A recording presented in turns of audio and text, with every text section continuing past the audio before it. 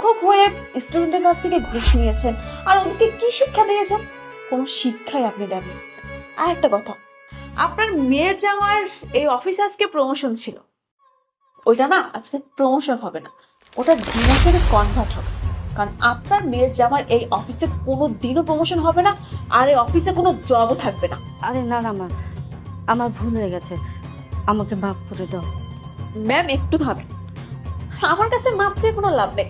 আপনি যে পরিমাণ অন্যায় করেছেন আমি আপনাকে জীবনও মাফ করবো না। So get out. মা প্লিজ আমার কথা শোনো তুমি। আমি কি বললাম? আমি কি বলছি কথা শুনবো? আমি এক্ষুনি আমার এই অফিস থেকে বের হতে বলছি। এক্ষুনি বের হয়ে যান। আমি আর চাই না কোনো রকম কোনো রূপ আপনাদেরকে অপমান করতে। বের হয়ে যান।